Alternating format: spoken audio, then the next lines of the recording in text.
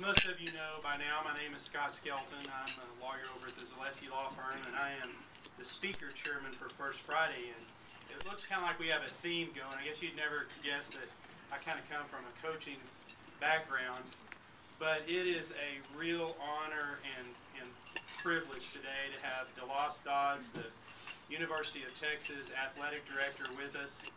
And you know, when you've done as many things as he does, you have a three-page resume, or CV as I sometimes call them.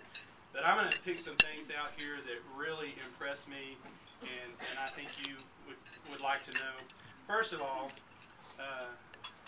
DeLoss was honored as Athletic Director of the Year for 2011, which is really impressive. Another one that really impressed me was he was named Scouting's Distinguished Citizen in 2006. He's been selected to the Texas Sports Hall of Fame. He's in the U.S. Track Coaches Hall of Fame. He is the school's 9th athletic director. He started in 1981. During his tenure, the Longhorns have claimed 13 national championships, 103 conference championships in 9 different sports. And obviously, the University of Texas is a nationally known school. I don't know. I don't think this has been that long ago, but Mr. Dodds has overseen renovations of more than $2 million to the Darrell Kelly Royal Memorial Stadium with the Red McCombs Red Zone in the stadium's north end, an expanded south end zone seating area. The stadium capacity is now well over 100,000, and the Red McCombs Red Zone includes a 20,000 square foot academic center with 47 suites, 1,900 club seats, 2,000 chairback seats, a food court, and executive meeting space. This is just unbelievable to me, but DeLoss oversees a budget of more than $155 million. And I think I was talking to him last night. They play 20 sports, and they play them all over the United States. It is with great pleasure that I welcome, and I ask you to give a warm Angelina County welcome to DeLoss Dodds, Athletic Director at the University of Texas.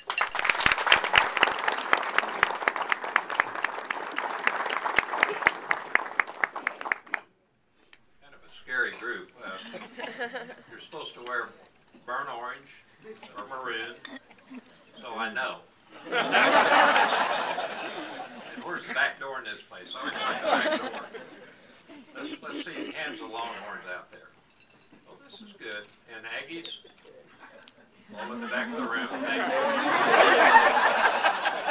They're in the appropriate place. Well, I'm proud to be here. This is not my first time, but I would guess as long as I've been AD at Texas, most of you weren't born when I was here before. Came up here early 80s, went through your locker rooms back here. When was this club built? 79, so it would have been fairly new. Every picture were Aggies. Do you remember that? Is it still that way?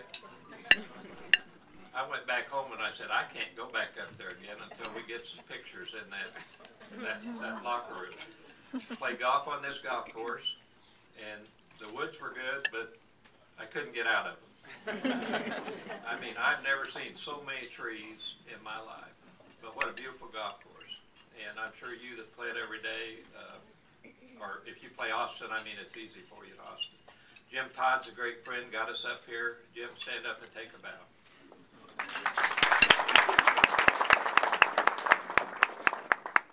I met Coach Quick. Congratulations, way to go. I met Roy Nye, who claimed to be a track coach at one time. Roy, is that correct? Yeah. And I taught him everything he knows, right? And he's got the proof with him. He's got a program from a Texas high school clinic I taught at in 1976. Wow. And that stuff is all still current. If you want to follow that. Thanks for Carrington. We appreciate him. Number 23, defensive back. Aggies, close your ears, but was that a great interception? Did we like that at Lufkin? we just signed 3 more kids out of this area in our class of 28. Proud of that. We know they're good kids because Carrington's a great kid. We love him. I don't know what you want me to talk about today. I can sit down now, I can take questions, or I can ramble. Which do you prefer? If you got questions, I'm going to do a little of that at the end. I'm very selective. And Scott is going to say whether I can answer them or not. Our business, my business, is kids. That's what I do. I do it every day, 24/7. I mean, that is my job. I love my job. And I've got 550 of them. They're our joy. They're our heartbreaks. They're our whole world, and we love them. And just last night, we had one of them hurt in an accident in Austin. I've been on the phone all morning with parents, doctors. So they are heartaches. But I mean, they are the essence of life. And I like to see them come in their freshman year, their leather jackets, their earrings, their hairdos. I mean, we see some really good hairdos. And then watch them walk out 4 years later, 5 years later with a degree, with confidence, and step out there and represent themselves, their families, with pride. I'm proud of our university. I'm proud of our coaches. I'm proud of how our coaches work with kids. I mean, when we hire coaches, we work until we find a coach who likes kids, honestly likes kids. And one of the most profound things I've heard at an appropriate time was Mac Brown in the locker room after the Rose Bowl game. Kids were screaming, yelling, jumping, and he set them down. He said, "Look at me." He said, "I do not want this to be the best thing that ever happens to you in your lifetime. You're going to have a wife, you're going to have a kid, you're going to have a job, you're going to be part of the community. Let this be one of the good things. Don't let this be the only good thing that ever happens to you." And that's what I like in our coaches. They care about young people. The most important thing these young people do is go to school. And if you go to Texas, if you go to Texas A&M, you go to school. I mean, there is no place at either of those institutions to hide. You go to class, you study, you do the work. If you graduate, you earned it. When you walk out, you've got something that you can be proud of. That's that at Texas. That's that at Texas A&M. I'm not going to say nice things about A&M, and stop me again if I start to. One of the neat things we've got, about 60% of our kids are first generation. That means their parents didn't go to college. And I'd guess the average, I don't know the percentage, but I guess normal is probably 15%. Roy, you may have an answer to that, but at Texas it's not 50% or 60% like it is in athletics. So we have a unique opportunity with these kids to set them on a path that improves their world, improves their kids' world, improves their grandkids' worlds. And that's a responsibility, and that's a privilege that we have. Our kids had a 3-point GPA this year. Not every one of them, but as an average. And we have, our graduation rate's been good. Our football graduation right now is 71%. Kids work a lot in community services. They work with hospitals, go to hospitals, work with young kids that are sick. Absolutely represent us, represent themselves with class. I'm going to talk a minute about football, if that's all right. Does football matter up here? A little bit. We've had a great run with Mac. I just told Scott we ought to get Mac up here. About twice a year he goes somewhere where he hasn't been. Went to the Valley last year. He needs to come to Lufkin and speak up here.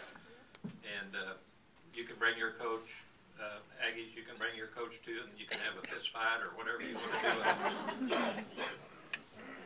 Mac Brown is absolutely the best at what he does in the country. And we just extended his contract through 2020. There's a blog out of Topeka, Kansas, and that's where all the information comes from, in case you don't know this. Topeka, Kansas. The person doesn't have a name, but he's got a blog, and he put out that Mac was going to be fired. And then that took hold, and then I was going to fire him. And then he was going to resign, then he was going to retire. It was everywhere out there that Mac was not going to be at Texas anymore. And that, truthfully, is about recruiting. No one wants, they like to say that the coach isn't going to be there so they don't get kids. We extended Mac's contract through 2020, and he'll coach at Texas as long as he wants to. Absolutely, as long as he wants to. He's our coach. he's going to coach. When he's ready to quit, he'll quit. When he quits, he'll probably go be on ESPN. Scott and I were talking about how good a speaker he is. The guy is amazing, and he is great on television. So he will end up on ESPN and probably on Game Day or something like that, but hopefully not too soon. I like stability, and I like continuity. And you can't have a revolving door with coaches and have a successful program. And if Mac left today and we went into the marketplace, I'm guaranteeing you we couldn't find anybody as good as he is to take the job at Texas. He's got integrity. He does the academic side right. He hires good coaches. He follows the rules. He's an ethical person. Got a great wife. She is more important to us than he is, and she is absolutely the best. And I've got one of those at home too. And I've been married to her for 53 years, and I met her when she was 5. And I cut the deal right there. Because I knew if she got to college, I'd never keep her. So, but Max got a great deal with Sally Brown, and we love that. We love that pair. Great recruiting class. I don't know where ranked first, second, third, fourth. Doesn't matter. What matters is what those kids do next year, sophomore year. It matters if they graduate. That's what matters. But it looks like a good group to start with. Feel great about it. Great staff. Manny Diaz, Brian Harston, quality people, great families, good coaches. Manny Diaz didn't play football. Was working at ESPN, I think 9 years ago, and doing stuff on the air and stuff behind the scenes at ESPN, and liked football, and just got into it and went somewhere as a graduate assistant, ended up at Mississippi State as a defensive coordinator. The guy is a modern day football coach, does it all by computer. Unbelievable. And then Brian Harston came out of Boise, and you watch Boise on that blue field, and they wear the blue jerseys and the blue pants where you can't see anything. It blurs in, and was successful there. Great coaches. Next year, 8-5 this year. Next year, I don't know what we'll be, but I know we'll be proud of them when the year's over. They'll play hard, and they'll do a great job. I'm going to talk a minute about finances too. Jim told me don't talk too much about finances because Bill Byrne was here and he talked about finances too much. You all know who Bill Byrne is? Well, I'll be really short on finances. Football drives finances. We've got a $160 million budget, and that's first in the nation. I think second is Ohio State, about 137. And football drives about 70% to 75% of our budget. Overwhelming amount. They pay the bills. In the Big 12, the second highest budget is Oklahoma, and I think they're 87. Our foundation, which many of you are part of, is $37 million a year. Our licensing, the little Longhorn, I see one back there. Doc's got one. Don't see near enough. So not helping our economy down there. Licensing, every time you buy anything that's got a Longhorn on it, you pay 12% of the bill comes to Texas. And that amount of money today is $11 million a year. So that's a lot of T-shirts and a lot of hats. And that is first in the nation, and I think second is in the $7 to $8 million range. Our network, and you get our network up here. A lot of you, or some of you, or all of you, or I've not seen it. But I've heard it's pretty darn good. There's a story behind that network, and it's famous because everybody blames everything on that network. A&M left the conference because of that network. I mean, Missouri left because of that network. That network is a famous network that nobody's seen. That started probably 7 years ago in a staff meeting. And we're looking at we've got football on TV, we've got basketball on TV, but Roy, they had no track and field, had no tennis, had no golf, I mean, very little women's basketball, baseball, just one or two, I mean, nothing was getting on TV. Parents couldn't see it, high school friends couldn't see it, alums couldn't see it, so we sat in our little office and we talked about, we're going to build our own little network. And it started, and we thought at the time we were going to have to pay for this. And we worked for 4 or 5 years. I even called Bill Byrne and had him come over and we talked. I said, Bill, I don't think we've got enough inventory to do 24/7 with some kind of a network. And I don't think he was real interested in it at the time. And I wouldn't have been either had I been Bill Byrne. But we looked at that thing and then we tried to market it and couldn't. And finally Fox got interested in it. And it took them about a year, and they talked about a year, and they came back and said, we'll pay you $3 million a year to do that network. And we said, well, what do we owe for production? They said, we'll do the production. And we said, all events in Texas, you'll televise all events in Texas, and you'll pay us. And they said, yes. And we said, well, we'll think about it. And we talked to ESPN.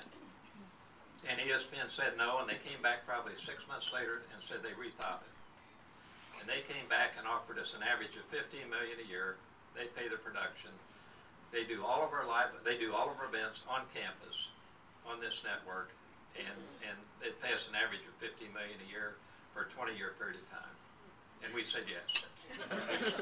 We do a good deal. Then the next part of this is getting distribution, and that's the hard part on anything like this. The YES Network, the Yankee Network, took 2 years to get distribution. The Big Ten Network took 2 years to get distribution. The NFL Network does not have Time Warner yet.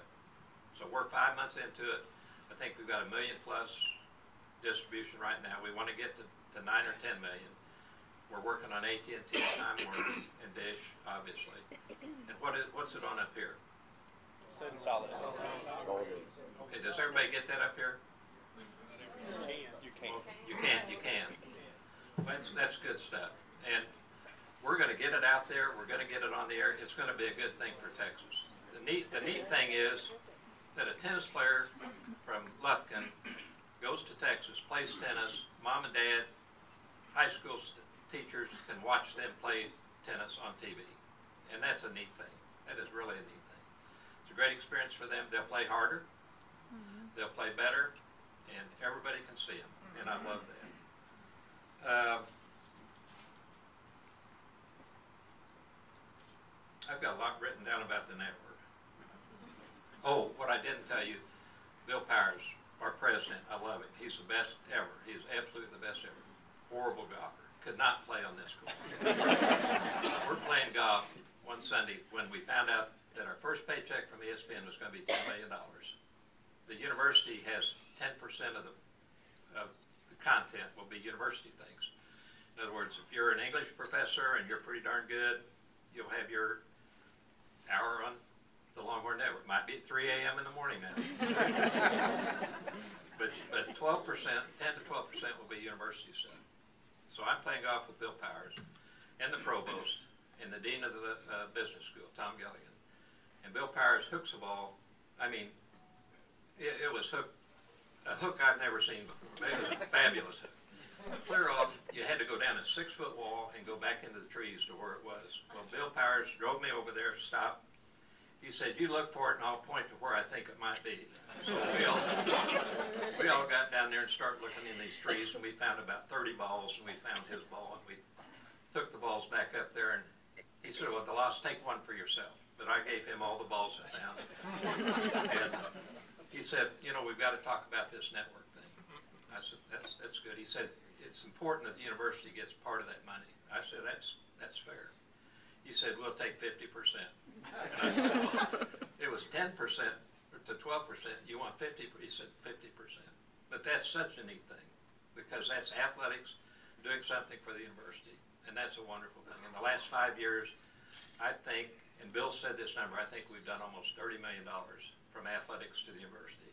And that's a good thing in every way. The professors like us better.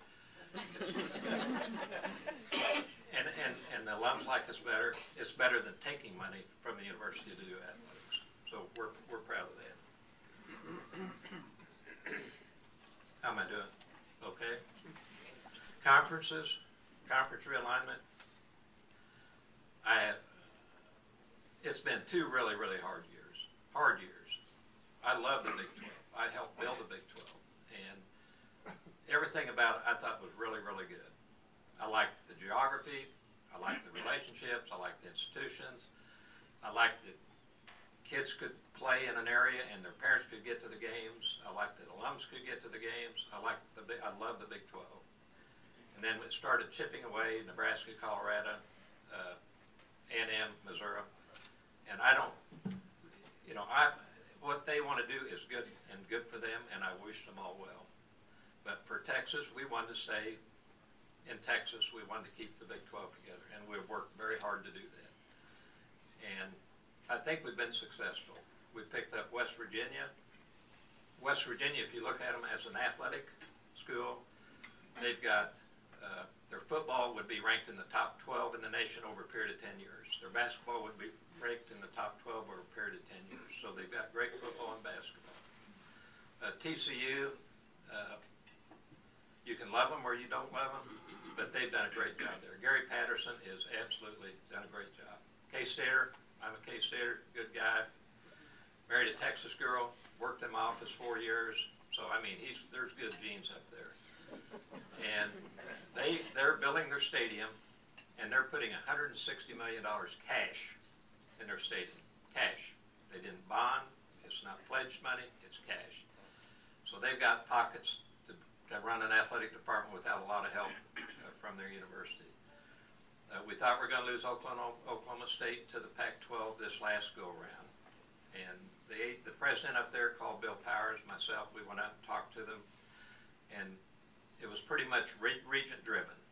And I think, in fact, the Missouri, the A&M, the Colorado thing, I think these things were almost all region-driven and not campus-driven. I don't think campuses wanted to change conferences, but I think regions did. But this meeting with Oklahoma was about them talking us into going to the Pac-12. And we told them, we're not going to go to the Pac-12, we're staying in the Big 12. Knowing that if they went to the Pac-12, we'd be in deep trouble. Larry Scott, the commissioner of the Pac-12, knew that if he could get Oklahoma, we'd have to follow. So we took a trip to the ACC, talked to the ACC, could have gone to the ACC. When Larry Scott found that out, he dropped Oklahoma, which allowed us to keep the Big 12 together again. And truthfully, if we're going to go a direction to another conference, we would go east because that's better for kids. Bottom line, I started with this, I'll end with this. It's better for kids because kids, if you put them in airplanes and you send them all over the country to compete, they get home at 8 in the morning or 9 in the morning, and that is not the thing to do with kids. And if you go east instead of west, you're flying with the clock instead of against the clock. So it's better to fly with the clock for kids. So if we ever do anything, we'll go east. Are we going to grow the conference any bigger than it is today? I like 10. But we may go bigger. And if we did, we'd probably go to somebody like Louisville or BYU. Louisville's great, new football stadium, new basketball stadium, new baseball stadium. They're blowing the University of Kentucky out of the water down there.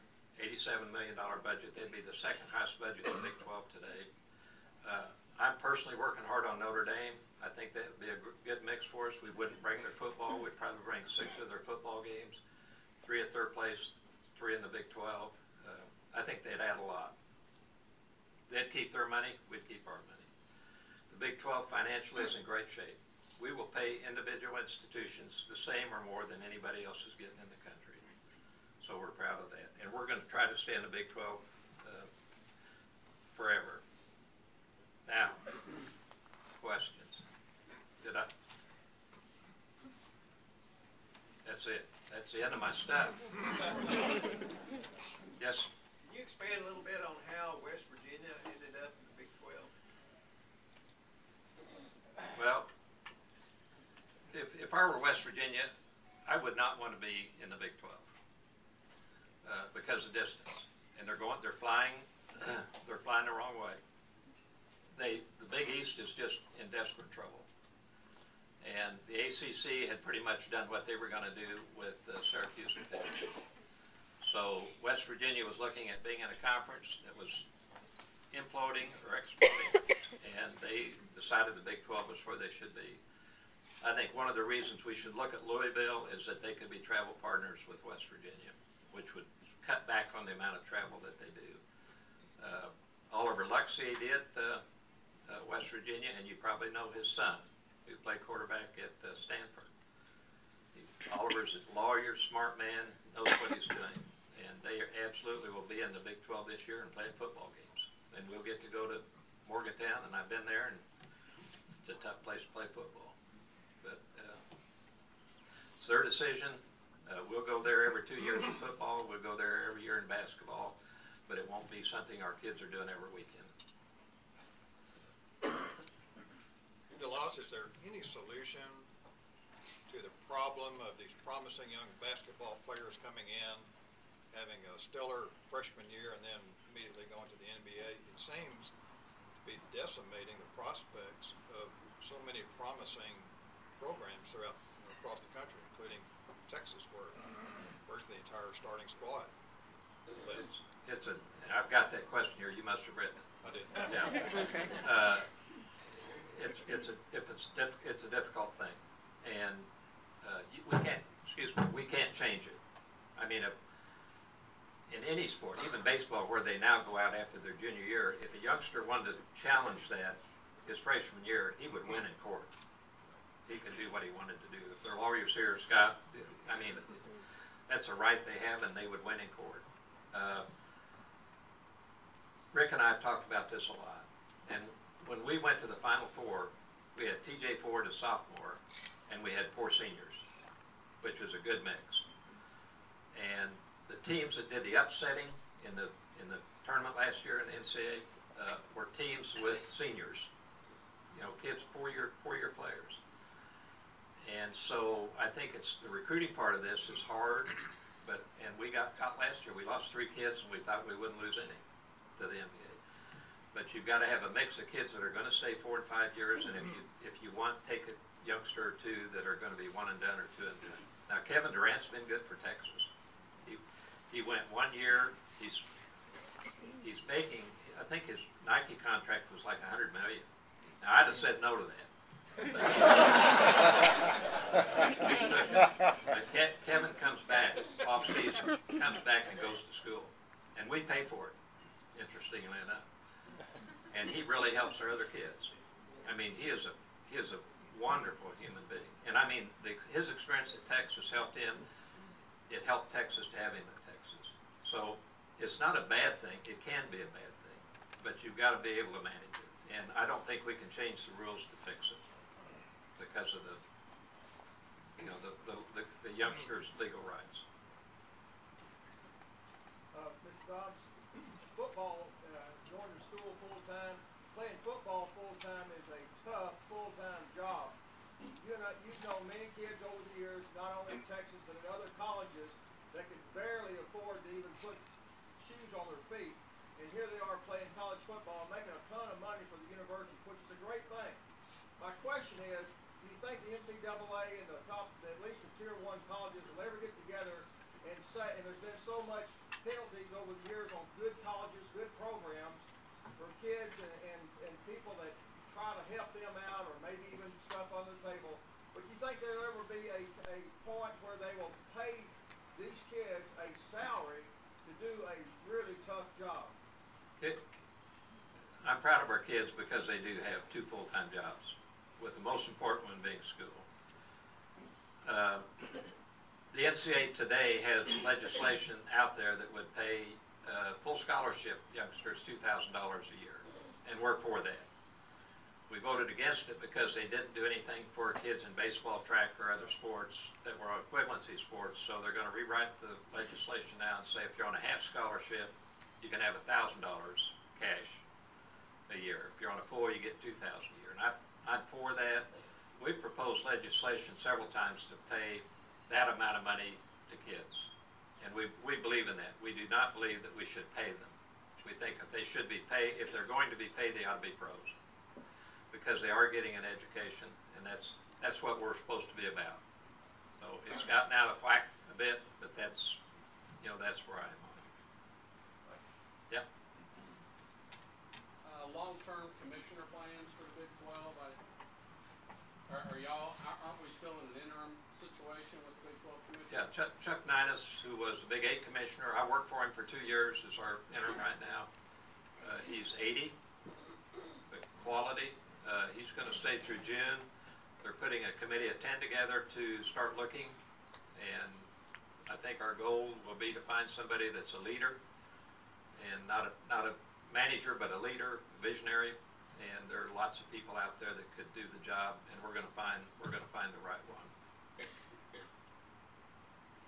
That it? Jim, Todd? Coach is. And Todd, by the way, is a candidate. He put his hat in the ring. As long as you have to be qualified, I don't think.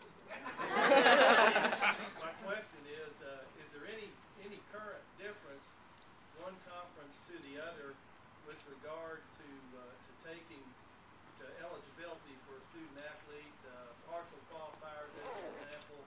Is there any difference between specifically the Big 12 and say the SEC or the ACC or the Pac-10? Pretty much not. The difference is by institution. Some institutions just seem to have a way or a place where kids go to get their degrees that aren't like going to A&M or Texas. And so it's just by institution. And I won't answer that the way I was going to answer it because it was not going to sound good. So I'm going to back up. I'll say this. I love to come to Lufkin. You absolutely have a wonderful world up here. Tad bit hard to get to, but it's a wonderful world, and we appreciate your support of the University of Texas, A&M, and other universities. We're blessed because of people like you, and my final word to you is soak 'em horse.